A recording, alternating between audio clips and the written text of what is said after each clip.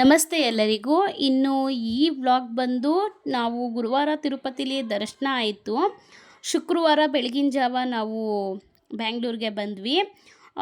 ಬಂದು ಎಲ್ಲ ದೀಪ ಎಲ್ಲ ಹಚ್ಚಿಸಿ ಪೂಜೆ ಎಲ್ಲ ಮಾಡಿ ಪ್ರಸಾದ ನೈವೇದ್ಯ ಎಲ್ಲ ಇಟ್ಟು ಎಲ್ಲ ಮುಗಿಸಿ ಸ್ವಲ್ಪ ಹೊತ್ತು ನನ್ನ ಮೈದನ ಮನೆಯಲ್ಲೇ ಮಲ್ಕೊಬಿಟ್ವಿ.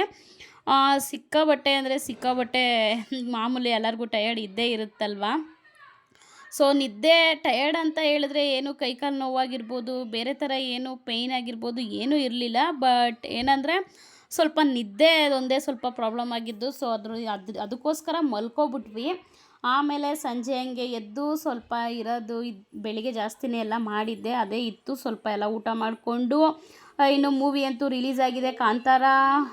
ಫಸ್ಟು ರಿಲೀಸ್ ಆದಾಗ ಅದನ್ನ ನೋಡಿಬಿಟ್ಟು ತುಂಬ ಕಾಂತಾರ ಪಾರ್ಟ್ 2 ಬರೋದನ್ನೇ ಕಾಯ್ತಾ ಇದ್ವಿ ಎಲ್ಲರೂ. ಸೊ ಅದಕ್ಕೋಸ್ಕರ ನಮಗೂ ಇಷ್ಟ ಇತ್ತು ನೋಡಬೇಕು ಅಂತ ಹೇಳ್ಬಿಟ್ಟು ವೆಯ್ಟ್ ಮಾಡಿದ್ರೆ ಸುಮಾರು ಜನ ವೆಯ್ಟ್ ಮಾಡ್ತಾನೆ ಇರ್ತೀರ ಆಲ್ಮೋಸ್ಟು. ಸೊ ಅದೇ ಥರನೇ ನಾವು ಕಾಯ್ತಾ ಇದ್ವಿ. ಹೆಂಗೋ ಮೂವಿ ರಿಲೀಸ್ ಆಗಿ ಆಲ್ರೆಡಿ ಸುಮಾರು ದಿನಗಳೇ ಆಗೋಗಿತ್ತು. ಒಂದು 15 ದಿನನೋ ಒಂದು ವಾರನೋ ಆಗಿತ್ತು ಅಂತ ಅನಿಸುತ್ತೆ ನನ್ನ ಇಷ್ಟಕ್ಕೆ. ಸರಿ ಹೋಗೋಣ ಅಂತ ಹೇಳ್ಬಿಟ್ಟು ಎಲ್ಲರೂ ಪ್ಲ್ಯಾನ್ ಮಾಡಿದ್ವಿ. ಇನ್ನು ನಮ್ಮಮ್ಮ ನನ್ನ ತಮ್ಮ ಮೊದಲೇ ನೋಡಿದ್ನಂತೆ, ಅವನು ರಿಲೀಸ್ ಆದಾಗಲೇ ಹೋಗಿದ್ದ. ಸೊ ಅದಕ್ಕೆ ಮತ್ತು ಇನ್ನೇನಕ್ಕೆ ಅವನು ಅಂತ ಹೇಳ್ಬಿಟ್ಟು ಅವನೊಬ್ಬ ಇಲ್ಲ.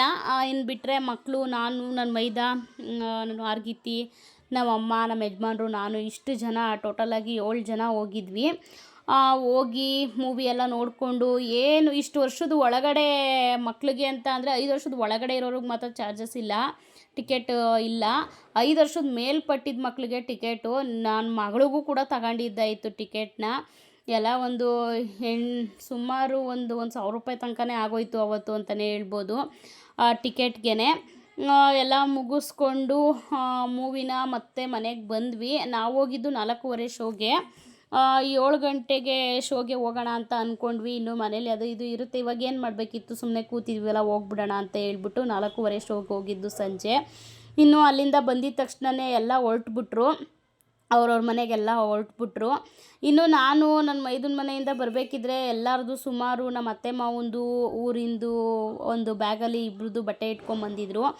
ಇನ್ನು ನನ್ನ ಮೈದಿರ್ದು ಇಬ್ಬರದು ಬಟ್ಟೆ ಬ್ಯಾಗು, ಇನ್ನು ನಮ್ಮ ಅಮ್ಮಂದು, ನನ್ನ ತಮ್ಮಂದು, ಇನ್ನು ನಮ್ಮ ಯಜಮಾನ್ರವ್ರ ಅತ್ತೆ ಇದ್ರಲ್ಲ ಅವ್ರದ್ದೊಂದು ಕಿಟ್ ಬ್ಯಾಗು. ಸುಮಾರು ಒಂದು 6-7 ಬ್ಯಾಗೇ ಇತ್ತು ಅಂತಲೇ ಹೇಳ್ಬೋದು. ಅದೆಲ್ಲ ಬ್ಯಾಗ್ದು ಬಟ್ಟೆ ಎಲ್ಲ ತೆಗೆದು ಆಗಷ್ಟು ಎಷ್ಟಾಗುತ್ತೋ ಒಂದು 3-4 ಟ್ರಿಪ್ಪು ಸದ್ಯಕ್ಕೆ ನಾವು ಮಲ್ಕೊಳ್ಳೋ ತನಕ ಹಾಕೋಣರಿ ಅಂತ ಹೇಳ್ಬಿಟ್ಟು ಹೋಟ್ಲಲ್ಲಿ ಊಟ ತೊಗೊಂಬಂದರು ನೈಟು. ನಾನು ಅದ್ಯಾವುದೂ ವೀಡಿಯೋ ಮಾಡ್ಕೊಳ್ಳೋದಕ್ಕೆ ಹೋಗಲಿಲ್ಲ. ಸರಿ ಅಂತ ಹೇಳ್ಬಿಟ್ಟು ಪಾಪ ಹೋಟ್ಲಲ್ಲೇ ಊಟ ತೊಗೊಂಬಂದರು. ನಾವು ಫಿಲಿಮ್ಗೆ ಹೋಗ್ಬೇಕಿದ್ರೆ 4 ಗಂಟೆಯಲ್ಲಿ 3:30-4 ಗಂಟೆಯಲ್ಲಿ ಅವ್ರ ಮನೇಲಿ ಮೈದನ ಮೇಲೆ ಊಟ ಮಾಡ್ಕೊಂಡು ನಾವು ಹೋಗಿದ್ದು. ಬಟ್ ನನಗೂ ಸ್ವಲ್ಪ ಯಾಕೋ ಎದೆ ಮೇಲೆ ನಿಂತಂಗೆ ಇತ್ತು. ಸೊ ಅದರಿಂದ ನಾನು ಯಾವುದೇ ರೀತಿ ಊಟಗಳನ್ನ ಮಾಡಲಿಲ್ಲ ನೈಟು. ಬೇಡ ಅಂತ ಹೇಳಿದೆ. ಇನ್ನು ಅಂದರೂ ಕೇಳಬೇಕಲ್ಲ, ಇನ್ನು ಖಾಲಿ ಹೊಟ್ಟೆಲಿ ಹಂಗೆ ಮಲ್ಗೋಕ್ಕಾಗುತ್ತಾ ಅಂತ ಬೈದು ಅನ್ನ ಸಾಂಬಾರು ತೊಗೊಂಬಂದಿದ್ರು. ಅದನ್ನೇ ಲೈಟಾಗಿ ತಿಂದುಬಿಟ್ಟು ಅಲ್ಲಿ ತಿನ್ನೋ ತನಕ ಸ್ವಲ್ಪ ನೈಟ್ ನಾವು ಮಲ್ಗೋ ತನಕ ಎಷ್ಟು ಟ್ರಿಪ್ ಆಗುತ್ತೋ ಅಷ್ಟು ಟ್ರಿಪ್ಪು ಮಿಷಿನ್ಗೆ ಹಾಕ್ತೀನಿ ಅಂತ ಹೇಳ್ಬಿಟ್ಟು, ಇನ್ನು ಗೊತ್ತಲ್ವ ಅಲ್ಲಿ ಇದೆಲ್ಲ ತ್ಯಾವ್ದ ಬಟ್ಟೆಗಳೇ ಆಲ್ಮೋಸ್ಟ್ ಇರುತ್ತೆ. ಅದೆಲ್ಲ ತ್ಯಾವ್ದ ಬಟ್ಟೆಗಳೆಲ್ಲ ಫಸ್ಟು ಹಾಕೋಬಿಟ್ಟೆ. ಒಂದು 4 ಟ್ರಿಪ್ ಹಾಕ್ಕೊಂಡು ಮೇಲ್ಗಡೆ ಎಲ್ಲ ಹಾಕ್ಕೊಂಡೆ. ಇನ್ನು ಇಲ್ಲಿಂದ ಬೆಳಿಗ್ಗೆ ಅದು ವ್ಲಾಗ್ ಆಗಿರುತ್ತೆ. ನಾನು ಆಗಲೇ ತೋರಿಸಿದ್ನಲ್ಲ ನಿಮಗೆ, ಮೇಲ್ಗಡೆ ತೊಗೊಂಡೋಗಿ ನೈಟು ಸುಮಾರು ಒಂದು 6 ಟ್ರಿಪ್ ಮೇಲೆ ಆಯಿತು ಅಂತ ಅನಿಸುತ್ತೆ. ಒಂದು 5 ಟ್ರಿಪ್ ಹಾಕ್ಕೊಳ್ಳೋಣ, ಒಂದು 4-5 ಟ್ರಿಪ್ಪು ಅಂತ ಮಾಡಿದೆ. ಒಂದು 6 ಟ್ರಿಪ್ಪೇ ಆಗೋಯಿತು. ಎಲ್ಲ ಮುಗಿಸೋ ತನಕನೂ ಪೂರ್ತಿ ಮಿಷಿನ್ಗೆ ಹಾಕೋದೆಲ್ಲ ಪೂರ್ತಿ ಮುಗಿಸ್ಬಿಟ್ಟೆ ನಾನು ಆಲ್ಮೋಸ್ಟ್ ನೈಟೇನೆ. ಎಲ್ಲೆಲ್ಲಾಗುತ್ತೋ ಅಲ್ಲಲ್ಲೇ ಜಾಗ ಎಲ್ಲ ಮಾಡಿ ಹಾಕ್ಕೊಂಡೆ. ಇನ್ನು ಬೆಳಿಗ್ಗೆ ಎದ್ದು ಕೈಯಲ್ಲಿ ಒಗೆಯೋದು, ಇನ್ನು ಸೀರೆಗಳು ಅದು ಇದು ಎಲ್ಲ ಮಿಷಿನ್ಗೆ ಹಾಕೋಕ್ಕಾಗದೇ ಇರೋದು ಕೂಡ ತುಂಬ ಇರುತ್ತೆ. ಸೊ ಅದರಿಂದ ನಾನೇನು ಮಾಡಿದೆ, ಎಲ್ಲ ಇದು ಮಾಡಿಬಿಡೋಣ ಅಂತ ಹೇಳ್ಬಿಟ್ಟು ಬೆಳಿಗ್ಗೆ ತೊಗೊಂಡೋಗಿ ಮೇಲ್ಗಡೆ ಹಾಕಿ ಎಲ್ಲನೂ ಕೈಯಲ್ಲೆಲ್ಲ ಒಗೆದ್ಬಿಟ್ಟೆ. ಕೈಯಲ್ಲೆಲ್ಲ ಒಗೆದು ಎಲ್ಲ ಹಂಗೆ ಸ್ವಲ್ಪ ಅಡ್ಜಸ್ಟ್ ಮಾಡಿ ನೈಟೇ ಒಗೆದಿದ್ದೆಲ್ಲ ನೈಟು ಒಗೆದ್ಬಿಟ್ಟು ಎಲ್ಲ ಮಿಷಿನ್ಗೆ ಹಾಕಿ ಡ್ರೈ ಮಾಡಿ ಹಾಕ್ಬಿಟ್ಟು ಬಂದಿದ್ದೀನಿ ಮೇಲೆ. ನೋಡಿದ್ರೆ ಮಳೆ ಬಂದ್ಬಿಡ್ತು. ಎಷ್ಟು ಬೇಜಾರಾಯಿತು ಅಂದರೆ, ಅಷ್ಟು ಡ್ರೈ ಆಗಿರುತ್ತೆ ಮಿಷಿನ್ಗೆ ಹಾಕೋ ಬಟ್ಟೆಗಳು. ನೋಡಿದ್ರೆ ಮಳೆ ಬಂದು ಎಲ್ಲ ಇದಾಗೋಯ್ತು, ನೆಂದೋಯ್ತು. ಸರಿ ಇನ್ನೇನು ಮಾಡೋಕ್ಕಾಗುತ್ತೆ ಬಿಡು ಅಂತ ಹೇಳ್ಬಿಟ್ಟು ನಾನು ಕೈಯಲ್ಲೆಲ್ಲ ಒಗೆಯೋದೆಲ್ಲ ಸ್ವಲ್ಪ ಬಟ್ಟೆಗಳಿತ್ತು. ಸೊ ಕೈಯಲ್ಲೆಲ್ಲ ಒಗೆದ್ಬಿಟ್ಟು ಬಟ್ಟೆಗಳನ್ನ ಹಾರಾಕ್ಬಿಟ್ಟು ನಾನಾಗಲೇ ತೋರಿಸಿದ್ನಲ್ಲ ಮೆಟ್ಲು ಮೇಲ್ಗಡೆ ಆಮೇಲೆ ಕೆಳಗಡೆ ಫ್ಲೋರಲ್ಲಿ ಫಸ್ಟ್ ಫ್ಲೋರಲ್ಲೆಲ್ಲ ಹಾಕ್ಬಿಟ್ಟಿದ್ದೆ. ಕೆಳಗಡೆ ಒಬ್ಬರು ಅಜ್ಜಿ ಮನೆ ಇದೆ, ಅಜ್ಜಿ ಮನೆ ಹತ್ರ ಎಲ್ಲ ಹಾಕ್ಬಿಟ್ಟಿದ್ದೆ. ಫುಲ್ಲು ಅಂದರೆ ಫುಲ್ಲು ಸುಮಾರು ಒಂದು 10 ಜನದ ಬಟ್ಟೆ ಅಂದರೆ 3 ದಿವಸಕ್ಕೆ ಎಷ್ಟಿರುತ್ತೆ ನೀವೇ ಯೋಚನೆ ಮಾಡಿ. ಅದೆಲ್ಲ ಇನ್ನೂ ಅವ್ರ ಮನೇಲೂ ಅವ್ರು ಈಗ ಹೊಸ್ದಾಗಿ ಮದುವೆ ಆಗಿರೋದ್ರಿಂದ ಅವ್ರ ಮನೇಲೂ ಇನ್ನೂ ವಾಷಿಂಗ್ ಮಿಷಿನ್ ಏನೂ ತಂದಿಲ್ಲ. ಇನ್ನೂ ಪಾಪ ಅವಳೊಬ್ಬಳೇ ಒಗೆದು ಸಾಕಾಗ್ತಾಳಲ್ಲ ತಡಿ ಅಂತ ಹೇಳ್ಬಿಟ್ಟು ನಾನೆಲ್ಲ ತೊಗೊಂಬಂದ್ಬಿಡ್ತೀನಿ, ತೊಗೊಂಡು ಹೊರ್ಟೋಗ್ಬಿಡ್ತೀನಿ ಅಂತ ಹೇಳ್ಬಿಟ್ಟು ತೊಗೊಂಬಂದೆ.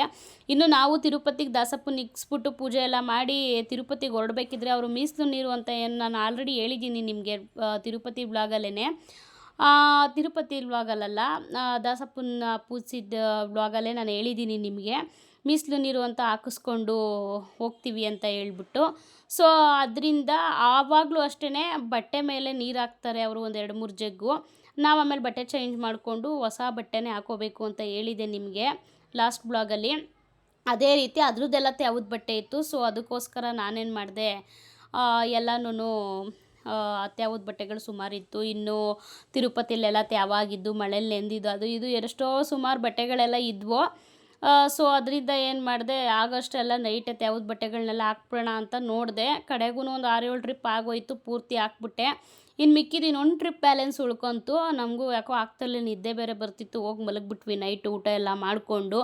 ಇನ್ನೊಂದು ಟ್ರಿಪ್ ಇತ್ತು ಬೆಳಗ್ಗೆ ಹಾಕ್ಕೊಂಡು, ಇನ್ನು ಮಿಕ್ಕಿದ್ದೆಲ್ಲ ಕೈಯಲ್ಲಿ ಒಗೆಯೋಕ್ಕೆ ಅಂತ ಮೇಲೆ ಹೋಗಿದ್ದಕ್ಕೆ ಒಂದು ಏನಿಲ್ಲ ಅಂದ್ರೂ ಒಂದು 2-3 ಅವರೇ ಆಯಿತು ಅಂತಲೇ ಹೇಳ್ಬೋದು. ಕೈಯಲ್ಲಿ ಒಗೆಯೋ ಬಟ್ಟೆಗಳು ಎಲ್ಲ ನನ್ನ ಮೈದಂಗೆ ಅರಿಶಿನ ಕುಂಕುಮ ಹಚ್ಚಕ್ಕೆ ಕೊಟ್ಟಿದ್ನಲ್ಲ, ಅವನು ಶರ್ಟು ಪ್ಯಾಂಟ್ಗೆ ಎಲ್ಲದಕ್ಕೂ ಹಚ್ಕೊಂಡು ಅಯ್ಯೋ ಎಲ್ಲ ಮಕ್ಕಳು ಬಟ್ಟೆಗಳಂತೂ ಇನ್ನೂ ಕೇಳೋದೇ ಬೇಡ, ಅಷ್ಟು ಗಲೀಜಿತ್ತು.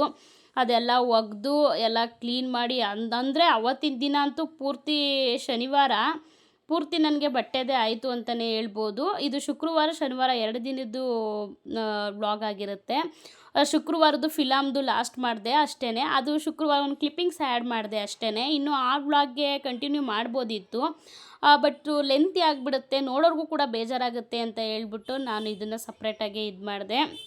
ಇನ್ನು ಶನಿವಾರ ಬಟ್ಟೆ ಎಲ್ಲ ಆಲ್ಮೋಸ್ಟ್ ಎಲ್ಲ ಒಗೆದು ಎಷ್ಟಾಗುತ್ತೋ ಅಷ್ಟೆಲ್ಲ ಮುಗಿಸಿ ಒಣಗಿರೋದೆಲ್ಲ ತೊಗೊಂಬಂದು ಒಳಗಡೆ ಇಟ್ಬಿಟ್ಟು, ಇನ್ನು ನೆಕ್ಸ್ಟು ನಾವು ದಾಸಪ್ಪನ ಇಕ್ಕಿಸ್ಬೇಕಿದ್ರೆ ನಮ್ಮ ಯಜಮಾನ್ರು ಅತ್ತೆ ಮಕ್ಕಳು ಇಲ್ಲೇ ಎಲ್ಲ ಸುತ್ತಮುತ್ತ ಹೆಣ್ಮಕ್ಳೆಲ್ಲ ಇದ್ದಿದ್ದು. ಸೊ ಅವ್ರನ್ನೆಲ್ಲ ಕರೆದು ಸುಮಾರು ಜನನ ಕರೆದಿದ್ವಿ. ಇನ್ನು ಅವರು ಪಾಪ ಕರೆದಿದ ತಕ್ಷಣ ಬಂದಿದ್ದಾರೆ ಅಂತ ಹೇಳಿದ್ರೆ ನಾವು ಅವ್ರಿಗೆ ಪ್ರಸಾದ ಕೊಡದೆ ಇರೋಕ್ಕಾಗುತ್ತಾ?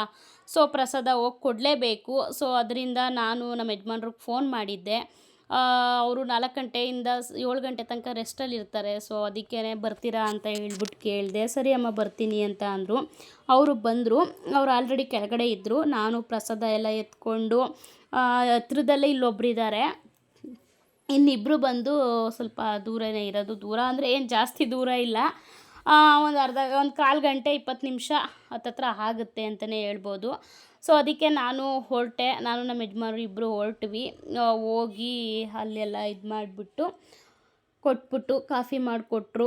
ಹಿಂಗೆ ಕಾಫಿ ಅಂತೂ ಬಿಟ್ಬಿಟ್ಟಿದ್ದೀನಿ ನಾನು, ಸ್ವಲ್ಪ ಟೀ ಮಾಡಿಕೊಡೋಕೆ ಸಾಕು ಅಂತ ಹೇಳಿದೆ. ಟೀ ಮಾಡಿಕೊಟ್ರು, ಕುಡಿದ್ಬಿಟ್ಟು ಪ್ರಸಾದ ಎಲ್ಲ ಕೊಟ್ಬಿಟ್ಟು 2 ಮನೆಗೂ ಆಮೇಲೆ ಅಲ್ಲಿಂದ ನಾವು ಬಂದ್ವಿ. ಇನ್ನು ಅಲ್ಲಿಗೆ ಹೋದರೆ ಸುಮಾರು ಲೇಟ್ ಆಗುತ್ತೆ, ಊಟ ಮಾಡೋ ತನಕನೂ ಬಿಡಲೇ ಇಲ್ಲ. ಊಟ ಎಲ್ಲ ಅಲ್ಲೇ ಮಾಡಿಕೊಂಡು ನಾವು ಸುಮಾರು ಹತ್ತತ್ರ 6 ಗಂಟೆನೇ ಆಗೋಯಿತು, 6 ಗಂಟೆ ಮೇಲೆ ಆಗೋಯಿತು. ನಮ್ಮ ಮನೆಯವರು ಏನಕ್ಕಾದರೂ ಎಮರ್ಜೆನ್ಸಿ ಇದ್ದಾಗ ಇಲ್ಲಿ ಬರ್ತೀನಿ ಅಂದ್ರೂ 6 ಗಂಟೆ ಹಂಗೆ ಅವರು ಹೊರಡೋದು. ಬಟ್ ಈಗ ಸ್ವಲ್ಪ ಏನಾಗೋಯಿತು ಅಂದರೆ ಅಲ್ಲೇ ಲೇಟ್ ಆಗಿದ್ದರಿಂದ ಸ್ವಲ್ಪ ಅವ್ರಿಗೆ ಇದಾಯಿತು. ಇನ್ನು ಮಕ್ಕಳನ್ನ ನಮ್ಮ ಅಮ್ಮನ ಮನೆಗೆ ಬಿಟ್ಟು ನಾನು ಹೋಗಿದ್ದು, ಮಕ್ಕಳನ್ನೆಲ್ಲ ಏನಕ್ಕೆ ಗಾಡೀಲಿ ಅಲ್ಲಿ ತನಕ ಕರ್ಕೊಂಡು ಅಂತ ಹೇಳ್ಬಿಟ್ಟು ಬಂದು ನಾನು ಅಲ್ಲೇ ಬಿಟ್ಟು ಅವ್ರು ಹಂಗೆ ಡ್ಯೂಟಿಗೆ ಹೊರಟೋದ್ರು. ನಾನು ಹಂಗೆ ಮನೆಗೆ ಬಂದೆ. ನಮ್ಮ ಮನೆಗೆ ಬರಲಿಲ್ಲ, ಅಮ್ಮನ ಮನೆಗೆ ಹೋಗಿ ಮಕ್ಕಳನ್ನ ಕರ್ಕೊಂಡು ನಾನು ಬಂದಿದ್ದಾಯಿತು.